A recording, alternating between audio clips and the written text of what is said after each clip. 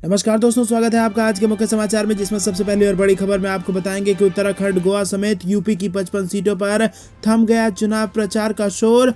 14 फरवरी को होनी है वोटिंग। दूसरी बड़ी खबर में आपको बताएंगे कि बाबा मुख्यमंत्री विकास नहीं विनाश की तरफ लेकर जाएंगे। मुख्यमंत्री योगी पर जमकर बरसे अखिलेश यादव। तीसरी बड़ी खबर में जिक्र होगा कि चुनाव आयोग की नई गाइडलाइन जारी, सुबह 6 से रात 10 बजे तक प्रचार करने की छूट, पदयात्रा पर लगी रोक हटा दी गई है। इसी के साथ चौथी बड़ी खबर में आपको बताएंगे कि राकेश टिकैत ने किए 10 बड़े ऐलान, सरकार के खिलाफ तैयार है अगली रणनीति। और इसी के साथ पांचवी बड़ी खबर में जिक्र होगा कि भाजपा का छोटा नेता छोटा झूठ, बड़ा नेता बड़ा झूठ और सबसे बड़ा नेता सबसे बड़ा झूठ बोलता है। बदायूं में बोले अखिलेश यादव, बदलाव की अपील कर मांगे वोट। दोस्तों, हर एक खबर की गहराई में आपको ले जाएंगे, लेकिन उससे पहले अगर आपको भी ऐसा लगता है कि वाकई में भाजपा का बड़ा नेता बड़ा झूठ और सबसे बड़ा नेता सबसे बड़ा झूठ बोलता है, तो वीडियो लाइक करके अपना समर्थन दर्ज कराइए। 2000 लाइक के टारगेट को पूरा कराइए। साथ ही साथ अगर चैनल पर नए हैं तो लाल बटन को दबा के चैनल को सब्सक्राइब करके रख लीजिए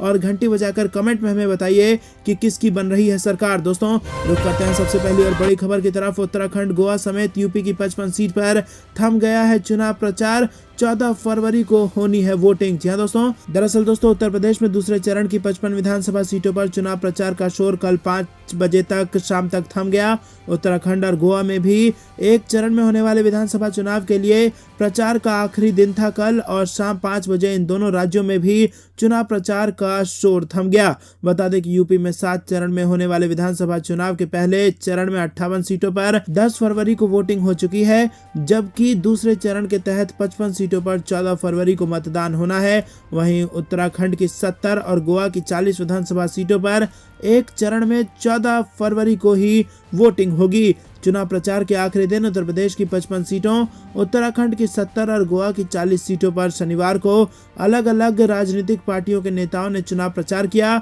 और आखिरी दिन पीएम मोदी ने उत्तराखंड और उत्तर प्रदेश में रैली भी कर डाली। दोस्तों, रुक करते हैं अगली बड़ी खबर की तरफ। बाबा मुख्यमंत्री विकास नहीं विनाश की तरफ ले जाएंगे, मुख्यमंत्री योगी पर जमकर बरसे अखिलेश यादव। जी हाँ दोस्तों, समाजवादी पार्टी के राष्ट्रीय अध्यक्ष और सूबे के पूर्व मुख्यमंत्री अखिलेश यादव ने शनिवार को सहसवान विधानसभा क्षेत्र के इस्लाम नगर कस्बे में एक चुनावी जनसभा को संबोधित किया। अखिलेश यादव ने इस जनसभा को संबोधित करते हुए भारतीय जनता पार्टी और मुख्यमंत्री योगी आदित्यनाथ पर जमकर हमला बोला। अखिलेश यादव ने कहा कि जो चुनाव परिणाम 10 मार्च को आना था, जनता ने 10 फरवरी को पहले चरण के मतदान के बाद ही बता दिया है। कोई अन्य दल नहीं जीतने जा रहा है, सभी दलों का सफाया होगा।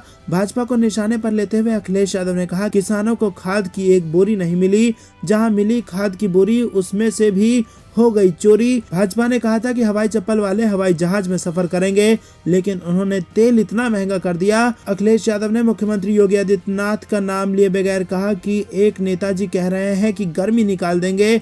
जैसे ही पहले चरण का चुनाव हुआ, उनके कार्यकर्ता और नेता ठंडे पड़ गए, और अब यहाँ वोट पड़ेगा तो रही सही भी ठंडे हो जाएंगे। दोस्तों, रुक करते हैं अगली बड़ी खबर की तरफ, जिसमें आपको बता दें कि चुनाव आयोग की नई गाइडलाइन जारी, सुबह 6 से रात 10 बजे तक प्रचार करने की छूट, पदयात्रा पर लगा दी गई रोक। जी हाँ दोस्तों, निर्वाचन आयोग ने 5 राज्यों में विधानसभा चुनाव पर कोविड-19 के कारण लगे प्रतिबंधों में शनिवार को कुछ और राहत देने का ऐलान किया। आयोग ने सीमित संख्या में लोगों के साथ पदयात्राओं की अनुमति दे दी। साथ ही उम्मीदवारों और पार्टियों को प्रचार के लिए एक दिन में और 4 घंटे का समय मिलेगा, लेकिन चुनाव आयोग ने साफ कहा है कि इस दौरान सभी को कोरोना गाइडलाइंस का पालन करना अनिवार्य होगा। आयोग के अनुसार चुनाव प्रचार अब सुबह 6 बजे से रात 10 बजे तक के बीच ही किया जा सकता है। इससे पहले सुबह 8 बजे से रात 8 बजे तक ही प्रचार करने की इजाजत थी। दोस्तों, रुक करते हैं अगली बड़ी खबर की तरफ। राकेश टिकैत ने किए 10 बड़े ऐलान, सरकार के खिलाफ अगली रणनीति तैयार। जी हाँ दोस्तों, आपको बता दें कि राकेश टिकैत ने सरकार पर निशाना साधा है।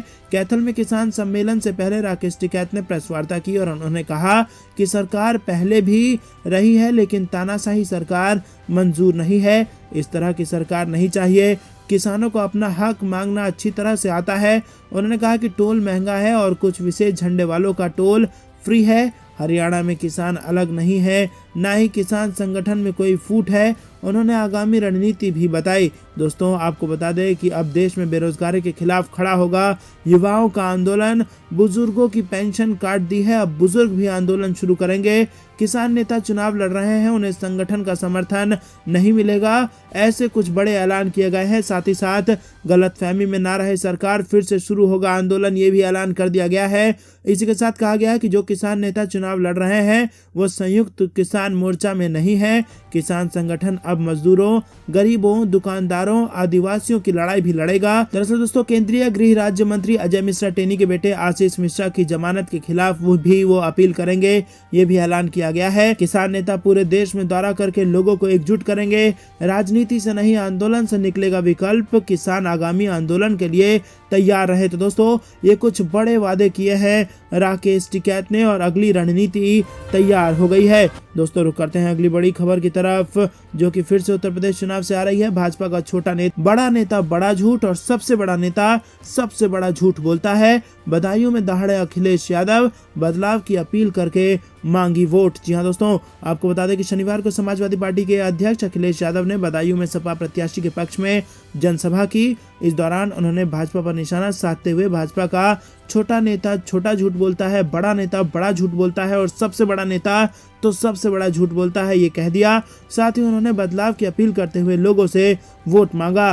भाजपा पर हमलावर रहे अखिलेश यादव ने बदायूं में कहा कि भाजपा के एक नेता कह रहे हैं कि हम गर्मी निकाल देंगे, लेकिन जैसे ही पहले चरण का चुनाव हुआ उनके कार्यकर्ता और नेता ठंडे पड़ गए। दोस्तों रुक करते हैं अगली बड़ी खबर की तरफ, जो कि बिहार से आ रही है। सांसद और विधायक के टिकट को लेकर लालू यादव का बड़ा बयान, सदस्यता अभियान के जरिए नई तैयारी में है आरजेडी। जी हां दोस्तों राष्ट्रीय जनता दल ने शनिवार को पार्टी की राष्ट्रीय सदस्यता अभियान की शुरुआत कर दी है।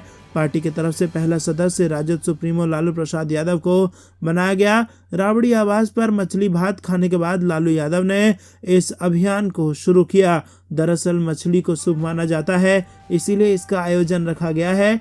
वहीं लालू यादव ने कार्यकर्ताओं को ये संदेश भी दिया है कि पार्टी किन चेहरों को टिकट देगी। लालू प्रसाद ने कार्यकर्ताओं को उत्साहित करते हुए कहा कि जो व्यक्ति बेहतर काम करेगा और सबसे ज्यादा सदस्य बनाएगा उसे पार्टी प्रोत्साहित भी करेगी। बेहतर काम करने वाले को ही आने वाले दिनों में विधायक और सांसद का टिकट दिया जाएगा।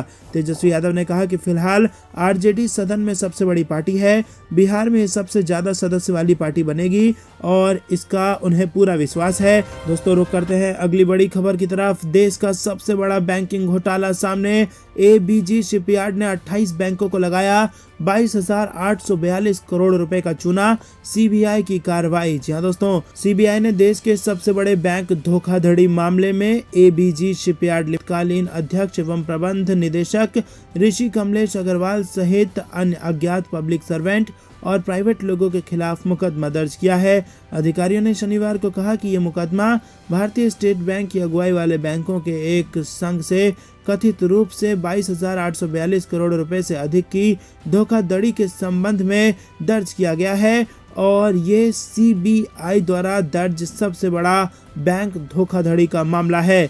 सीबीआई द्वारा दर्ज एफआईआर के मुताबिक जिस कार्य के लिए इस कंपनी ने 28 बैंकों से कर्ज लिया था, उस कंपनी में उसे निवेश या खर्च नहीं करके बल्कि दूसरी कंपनी के मार्फत उन पैसे को घुमाकर लोन वाली कंपनी को नुकसान में दिखा दिया गया और अपना फायदा उठाकर उन 28 बैंक के साथ फर्जीवाड़े को अंजाम दिया गया। सीबीआई को शक है कि इस लोन को निर्गत करने में बैंक के कई सरकारी कर्मचारियों, अधिकारियों और प्राइवेट लोगों की भी संदिग्ध भूमिका है। फर्जीवाड़ों को अंजाम देने के बाद कई लोकेशन पर काफ़ी प्रॉपर्टी बनाने और खरीदने का आरोप भी उस कंपनी और उसके कई निदेशकों पर लगा है, जिसे सीबीआई की टीम विस्तार से तफ्तीश करेगी। दोस्तों रुक करते हैं अगली बड़ी खबर की तरफ। गोरखपुर से चुनाव लड़वाकर योगी का कद कम कर रही है भाजपा नेतृत्व, एक ही सुप्रीम नेता हो सकता है। जी हां दोस्तों कांग्रेस पार्टी की महासचिव प्रियंका गांधी ने मंगलवार को उत्तर प्रदेश की भाजपा सरकार पर जमकर हमला बोला और इसी के साथ उन्होंने कहा कि आवश्यक है कि चुनाव विकास के मुद्दे पर ही लड़े जाएंगे। कांग्रेस ने उत्तर प्रदेश में गलत रास्ता अख्तियार करने से इनकार कर दिया है। प्रियंका गांधी ने कहा कि महिलाओं को एक अलग राजनीतिक इकाई तरह मतदान करना चाहिए और यही समय है कि वो अपने अधिकारों को समझें और राजनीति के मैदान में अपने उचित स्थान की मांग करें। भारतीय जनता पार्टी और समाजवादी पार्टी को निशाने पर लेते हुए प्रियंका गांधी ने कहा कि दोनों दलों को ध्रुवीकरण भाता है, क्योंकि इससे दोनों का वोट बैंक मजबूत होता है। उन्होंने कहा कि भाजपा को ध्रुवीकरण का फायदा उठाने से रोकने के लिए प्रदेश की जनता को अलग तरह की राजनीति का विकल्प देने की जरूरत होगी। योगी आदित्यनाथ के गोरखपुर से चुनाव लड़ने को लेकर प्रियंका गांधी ने कहा कि मुझे लगता है कि भाजपा नेतृत्व उनके कद को कम करना चाहता है। रुक करते हैं अगली बड़ी खबर की तरफ। राकेश टिकैत ने फिर योगी सरकार पर साधा निशाना, कहा हिंदू मुस्लिम और जिन्ना का भूत सिर्फ चुनाव तक। जी हाँ दोस्तों, किसान यूनियन के राष्ट्रीय प्रवक्ता राकेश टिकैत ने योगी सरकार पर हमला बोला है। उन्होंने कहा कि हिंदू मुस्लिम और जिन्ना का भूत चुनाव तक उत्तर प्रदेश में रहेगा और हमें उससे बचना है। वहीं आपको बता दें कि राकेश टिकैत भाजपा नेताओं के सांप्रदायिक बयानों से लोगों को सचेत करते हुए कह रहे हैं कि सरकार के जो प्रवचन चल रहे हैं उनसे बचना चाहिए। हिंदू मुस्लिम जिन्ना का भूत अभी 2.5 महीने उत्तर प्रदेश में रहेगा। वो 2.5 महीने में कॉन्ट्रैक्ट पर यहाँ आए हुए हैं और वो सरकारी मेहमान हैं। जनता को उन मेहमानों से बचना चाहिए। वहीं किसान यूनियन के राष्ट्रीय प्रवक्ता ने कहा कि यहाँ का जो किसान है वो आलू से त्रस्त है। जो प्रवचन चल रहे हैं उनसे बचना है। बता दें कि राकेश टिकैत अलीगढ़ के इगलास क्षेत्र में एक विवाह समारोह में शामिल होने पहुंचे थे और मीडिया से बातचीत के दौरान टिकैत ने बयान दिया है। दोस्तों, रुक करते हैं अगली बड़ी खबर की तरफ। यूपी चुनाव से पहले प्रदेश को नफरत की आग में झोंकना चाहती है भारतीय जनता पार्टी। आम आदमी पार्टी सांसद संजय सिंह का बयान। दोस्तों, आपको बता दें कि आम आदमी पार्टी ने भारतीय जनता पार्टी पर पाकिस्तान और जिन्ना के नाम पर राजनीति करने का आरोप लगाया है। पार्टी के यूपी प्रभारी व राज्यसभा सांसद संजय सिंह ने ट्वीट कर बीजेपी पर तगड़ा प्रहार किया है। उन्होंने अपने ट्वीट में लिखा कि यूपी चुनाव में बीजेपी के पास बताने के लिए विकास का कोई काम नहीं है, इसलिए वो यूपी को नफरत की आग में झोंकना चाहती है। उन्होंने चुनाव आयोग से भड़काऊ भाषण देने वालों को जेल में डालने के लिए भी कहा है। आम आदमी पार्टी के यूपी प्रभारी संजय सिंह ने अपने ट्वीट में प्रधानमंत्री नरेंद्र मोदी का एक वीडियो शेयर करते हुए कहा कि मैं आदित्यनाथ जी की बात से पूरी तरह से सहमत हूँ।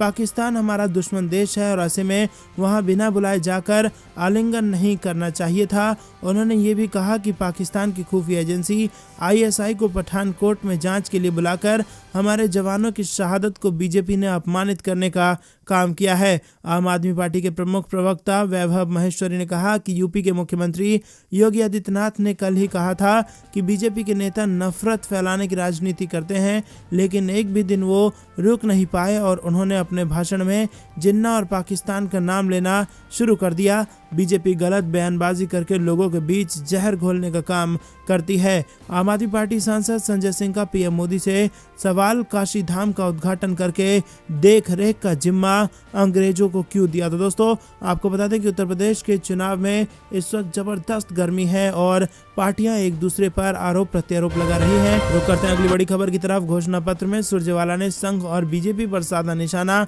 साथ ही कहा कि कांग्रेस देश के DNA में फिर उभरेगी। जी हाँ दोस्तों, आपको बता दें कि कांग्रेस नेता रणदीप सुरजेवाला ने खास चुनावी कार्यक्रम घोषणा पत्र में भारतीय जनता पार्टी और संघ पर जमकर निशाना साधा। उन्होंने इस दौरान बेरोजगारी, कृषि कानूनों, कानून व्यवस्था और अल्पसंख्यकों को निशाना बनाए जाने से लेकर आगामी 5 राज्यों के चुनाव पर भी अपनी बात रखी। सुरजेवाला ने कहा कि कांग्रेस उत्तर प्रदेश में एक मेन प्लेयर के तौर पर उभरेगी और प्रधानमंत्री नरेंद्र मोदी की एक नेता के तौर पर कांग्रेस के पास क्या कोई काट है। इस सवाल पर उन्होंने कहा कि पूरी दुनिया में एक ट्रेंड नजर आता है, वो ट्रेंड क्या है।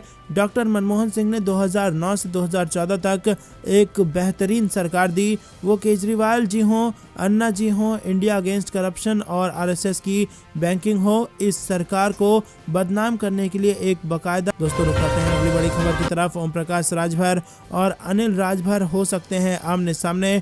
बनारस की सीट पर होगा रोमांचक मुकाबला। जी हाँ दोस्तों, उत्तर प्रदेश विधानसभा चुनाव 2022 जैसे जैसे नजदीक आता जा रहा है, वैसे ही चुनावी सरगर्मी भी तेज होती जा रही है। बनारस की शिवपुर सीट पर मुकाबला और रोचक हो सकता है और यहां से सुहेलदेव भारतीय समाज पार्टी के राष्ट्रीय अध्यक्ष ओम प्रकाश राजभर मैदान में उतर सकते हैं। तो अभी यहाँ से योगी सरकार के मंत्री अनिल राजभर विधायक हैं। सुभाषपा प्रवक्ता शशि प्रताप सिंह ने कहा कि सुभाषपा कार्यकर्ताओं ने पार्टी अध्यक्ष से शिवपुर में चुनाव मैदान में उतरने की मांग की है। रुक करते हैं अगली बड़ी खबर की तरफ। बिहार में बदल सकता है शराबबंदी कानून, सरकार कर रही है इसको लेकर विचार। जी हाँ दोस्तों, बिहार सरकार शराबबंदी कानून में बदलाव की तैयारी कर रही है और इस कानून को लेकर सरकार चौतरफा घिरी हुई है और माना जा रहा है कि अदालतों पर बढ़ रहा दबाव कम करने को लेकर ऐसी कवायद की जा सकती है। आपको बता दें कि मद्य निषेध, उत्पाद और प्रबंधन विभाग के एक अधिकारी ने बताया कि विभाग अब कानून में कुछ बदलाव करने का प्रस्ताव करने की तैयारी कर रहा है और इसके तहत माना जा रहा है कि कानून में कुछ ढील दिया जाए। जानकारी और मीडिया रिपोर्ट के मुताबिक बिहार के उत्पाद आयुक्त बी कार्तिकेय ने भी बताया कि शराबबंदी कानून में संशोधन लंबे समय से विचाराधीन थे। पहली बार शराब पीते पकड़े जाने पर जुर्माना लेकर छोड़ने वाली बात का संशोधन अधिनियम में 2018 में ही हो गया था, जिसमें अधिकार न्यायपालिका को दिया गया था। लेकिन अब जो बदलाव होने का प्रस्ताव है उसमें यह अधिकार कार्यपालक दंडाधिकारी को दे दिए जाने का प्रस्ताव है और उन्होंने ये भी बताया कि अभी जुर्माने की राशि तय नहीं की गई है। दोस्तों रुक करते हैं अगली बड़ी खबर की तरफ, जहां से अखिलेश यादव लड़ेंगे चुनाव। उस विधानसभा क्षेत्र में भाजपा विरोधी बोर्ड की हो गई हैं तस्वीरें वायरल। जी हाँ दोस्तों, आपको बता दें कि मैनपुरी के बरनाहाल थाना क्षेत्र के गांव सलूक नगर और टकहिया में भाजपा नेता के प्रवेश न करने को लेकर धमकी भरे बोर्ड लगे हुए हैं और इस तरह का एक मैसेज तस्वीरों के साथ सोमवार रात सोशल मीडिया पर वायरल हुआ। जब इसकी जानकारी एसपी अशोक कुमार राय को हुई तो तुरंत ही पुलिस की टीमों को मौके पर जाकर स्थिति पता करने के लिए भेजा गया। मौके पर पहुंचे प्रभारी निरीक्षक नरेंद्र पाल सिंह ने ग्रामीणों से जानकारी ली। पुलिस की टीमें रात भर आसपास के गांव में भी जानकारी जुटाने के लिए भ्रमण करती रहीं। प्रभारी निरीक्षक ने बताया कि ऐसे कोई भी बोर्ड गांव में लगा नहीं मिला है और किसी ने फोटो एडिट कर परेशान करने का काम किया है। पुलिस लगातार नजर बनाए हुए है और अराजक तत्वों के विरुद्ध कार्रवाई की जाएगी। एसपी अशोक कुमार राय ने बताया कि किसी शरारती तत्व द्वारा इस तरह की हरकत की गई है और थाना पुलिस को मामला दर्ज कर कार्रवाई करने के निर्देश दे दिए गए हैं। दोस्तों रुक करते हैं बीजेपी को समाजवादी पार्टी ने दिए कई झटके, विधायक समेत 2 नेताओं ने बदल ली अपनी पार्टी। जहां दोस्तों भारतीय जनता पार्टी को समाजवादी पार्टी ने 2 और झटके दिए हैं। फतेहाबाद से बीजेपी के विधायक समेत 2 नेताओं ने चुनाव से ठीक पहले पार्टी बदलते हुए समाजवादी पार्टी का दामन थाम लिया है। दोनों ही नेताओं को समाजवादी पार्टी अध्यक्ष ने पार्टी में स्वागत किया है। फतेहाबाद से बीजेपी विधायक जितेंद्र वर्मा ने पार्टी छोड़ दी है और उन्होंने अखिलेश यादव से मुलाकात के बाद समाजवादी पार्टी की सदस्यता ले ली है। इनाम के तौर पर उन्हें पार्टी में शामिल होते ही आगरा का जिला अध्यक्ष बनाया गया है। समाजवादी पार्टी ने ट्वीट किया कि बीजेपी में निरंतर जारी है निषाद समाज का तिरस्कार, जिसके चलते वंचित वर्ग के नेता लगातार भाजपा छोड़ रहे हैं। फतेहाबाद में बीजेपी विधायक जितेंद्र वर्मा भाजपा छोड़कर समाजवादी पार्टी में शामिल हो गए हैं और राष्ट्रीय अध्यक्ष जी ने बनाया आगरा का जिला अध्यक्ष। पिछड़ों दलितों का इनकलाब होगा, 2022 में बदलाव होगा। तो दोस्तों समाजवादी पार्टी ने नया नारा दिया है जिसमें कहा गया है कि पिछड़ों दलितों का इनकलाब होगा, 22 में बदलाव होगा। तो आपको क्या कुछ लगता है कि वाकई 22 में बदलाव होगा? कमेंट में जरूर बताइए। रुक करते हैं अपनी बड़ी खबर की तरफ। पश्चिमी उत्तर प्रदेश में किसका बजेगा डंका? बीजेपी और समाजवादी पार्टी में कांटे की टक्कर के आसार चौंका रहे हैं सर्वे के आंकड़े। जी हां दोस्तों, उत्तर प्रदेश ने कड़ाके की सर्दी में चुनावी चादर ओढ़ रखी है। यूपी में रैलियों और रोड शो पर रोक लगी हुई है, लेकिन प्रचार पूरे जोर शोर से हो रहा है। बीजेपी, एसपी, बीएसपी और कांग्रेस जैसी तमाम पार्टियां यूपी में सत्ता हासिल करने का दावा कर रही हैं। हालांकि जनता का फैसला क्या होगा वो 10 मार्च को आने वाले नतीजे बताएंगे। आपको बता दें कि लोगों का मन लगातार टटोलने की कोशिश की जा रही है। और दोस्तों पश्चिमी उत्तर प्रदेश बड़ा रीजन है जो किसी को भी किंग बनाने की ताकत रखता है और इस रीजन में कुल 136 सीटें हैं जिन पर चुनावी जंग हो रही है। पश्चिमी उत्तर प्रदेश रीजन में अलग अलग सर्वे में कड़े मुकाबले के आसार नजर आ रहे हैं और किसी सर्वे में बीजेपी आगे नजर आ रही है तो किसी सर्वे में दोनों के बीच कड़ा मुकाबला की संभावना जताई जा रही है। ऐसे में पश्चिमी उत्तर प्रदेश का सियासी मूड कभी भी बदल सकता है। आपको बता दें दोस्तों कि सी वोटर के सर्वे के आंकड़े की बात करें तो इस सर्वे में बीजेपी को जबरदस्त नुकसान पश्चिमी उत्तर प्रदेश में देखने को मिल रही है। आपको बता दें कि समाजवादी पार्टी 75 सीट तक पश्चिमी उत्तर प्रदेश में जीत सकती है। वहीं अगर बात की जाए भारतीय जनता पार्टी को तो 50 सीटें जीतना भी यहाँ पर मुश्किल नजर आ रहा है। और जैसे जैसे चुनाव निकट आते जा रहा है भाजपा का ग्राफ भी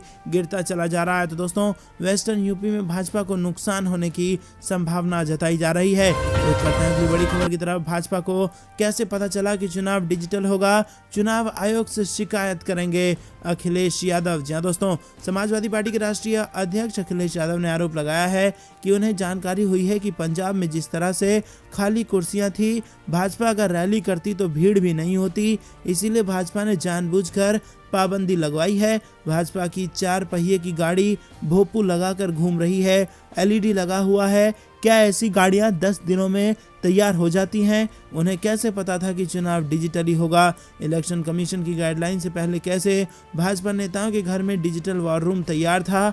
और इस संबंध में चुनाव आयोग को अखिलेश यादव शिकायत करेंगे, ये बड़ा बयान सामने आया है। उस पर करते हैं अगली बड़ी खबर की तरफ। कांग्रेस ने पहले चरण के लिए जारी कर दी है स्टार प्रचारकों की लिस्ट में पूर्व मुख्यमंत्री और सोनिया गांधी का भी नाम है शामिल। जी हाँ दोस्तों, आपको बता दें कि उत्तर प्रदेश में सोनिया गांधी व पूर्व प्रधानमंत्री मनमोहन सिंह, राहुल गांधी, प्रियंका गांधी और कन्हैया कुमार समेत कुल 30 नेता कांग्रेस के स्टार प्रचारक होंगे। पार्टी के महासचिव KC वेणुगोपाल ने पहले चरण के स्टार प्रचारकों की सूची चुनाव आयोग को भेज दी है। यूपी चुनाव के लिए पहले चरण का मतदान 10 फरवरी को होगा और इस चरण के लिए नामांकन प्रक्रिया पूरी हो चुकी है। तो दोस्तों, आपको बता दें कि कांग्रेस पार्टी ने अपने स्टार प्रचारकों का ऐलान कर दिया है और अब 10 तारीख को वोटिंग हो। तो दोस्तों, ये थी दिन भर कुछ बेहतरीन और बड़ी खबरें। तक बने रहने के लिए बहुत बहुत धन्यवाद। देख रहे थे आपका अपना चैनल जय हिंद जय भारत।